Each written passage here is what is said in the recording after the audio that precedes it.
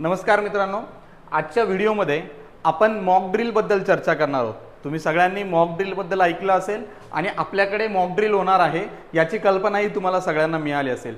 पण mock drill म्हणजे काय, नेमकं मॉक ड्रिल का घेतलं जातं, तर 1971 ला जेव्हा भारत पाकिस्तान वार झाला होता त्यावेळेस आपल्याला मॉक ड्रिलची गरज पडली होती। मॉक ड्रिल कशासाठी घेतलं जाणार आहे त्याबद्दल आता सध्या युद्ध सदृश्य परिस्थिती निर्माण झाली असून या हरामखोरांनी आपल्या जम्मू काश्मीरमधील पहलगाम या ठिकाणी येऊन आपल्या धर्म विचारून लोकांना गोळीबार केला आणि अशा दलिंद्रांना उत्तर द्यायची ही वेळ आली आहे। आणि उत्तर देण्यासाठी आपली यंत्रणा सज्ज आहे का, आपले सर्व दलाचे जे आर्मी आहे ती सज्ज आहे का, आपल्या देशातील जे नागरिक आहे ते या परिस्थितीला झेलण्यासाठी सज्ज आहे का, याची थोडक्यात चाचणी करणे, प्रात्यक्षिक करणे म्हणजे मॉक ड्रिल असेल। यामध्ये ठराविक शहरामध्ये एक अलार्म वाजवून त्या ठिकाणी नागरिकांना पूर्णतः अंधार करून एका सुरक्षित ठिकाणी किंवा सुरक्षित जागेवरती थांबवण्यासाठी निर्देशित केलं जातं।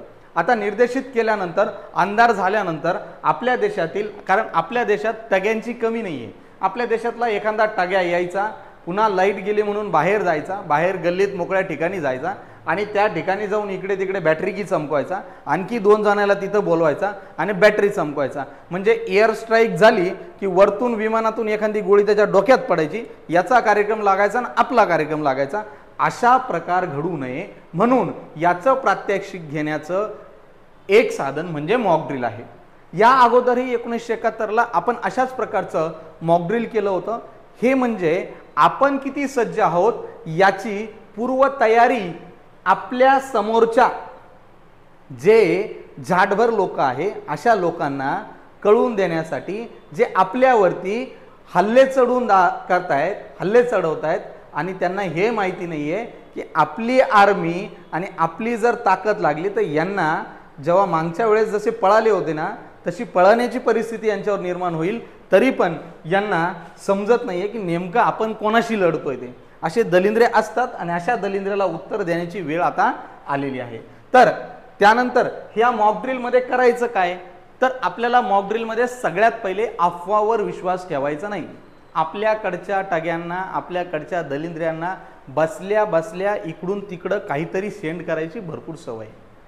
म्हणजे अफवावर विश्वास न ठेवता तुमच्याकडे जे काही दूरसंचार वाहिनी आहे, न्यूज चॅनल आहे, यातून तुम्हाला एक विशिष्ट प्रकारची सूचना शासकीय स्तरावर मिळत राहील आणि त्या सूचनेचं तंतोतंत पालन या मॉक ड्रिलच्या वेळेत आपल्याला करायचं आहे। कुठल्याही अफवावर विश्वास ठेवायचा नाही।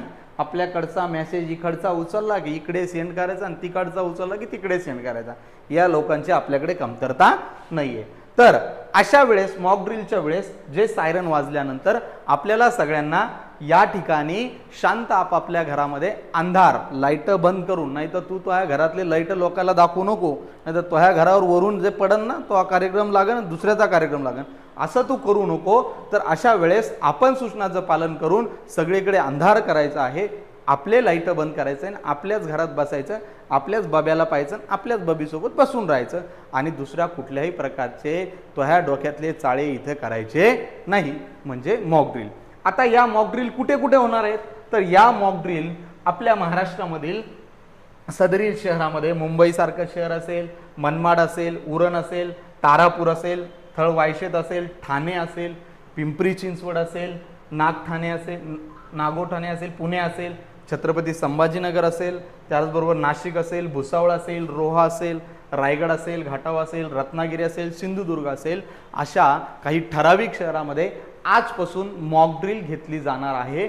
तर आपण आपल्या शहरात, आपण ज्या ठिकाणी आहोत त्या ठिकाणी, आपलं शहर लोकसंख्या जास्त असलेलं शहर आहे, या ठिकाणी काही हमले होऊ शकतात, म्हणून अशा प्रकारचे मॉक ड्रिल आणि तिथल्या नागरिकांना सज्ज करण्यासाठी घेतलं जाणारं प्रात्यक्षिक आपण मॉक ड्रिलच्या माध्यमातून त्या ठिकाणी पाहणार आहोत।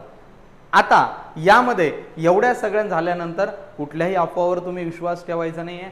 आपण, आपला देश, आपली आर्मी, आपले सगळे एकत्रितरित्या आपली ताकद आपल्याला दाखवायची आहे। आपल्याकडे सज्ज आर्मी आहे, आपल्याला आपल्या आर्मीवरती, आपल्या देशाच्या याच्यावरती, आपल्या पूर्ण दलाच्या याच्यावरती पूर्ण विश्वास आहे आणि ताकदीनुसार आपण आपल्या आई बहिणीच्या सिंदुरासोबत झालेल्या जो काही घात आहे त्याचं प्रत्युत्तर त्यांच्या घरात घुसून देणार आहोत. यासाठी आपला देश आता या ठिकाणी सज्ज आहे.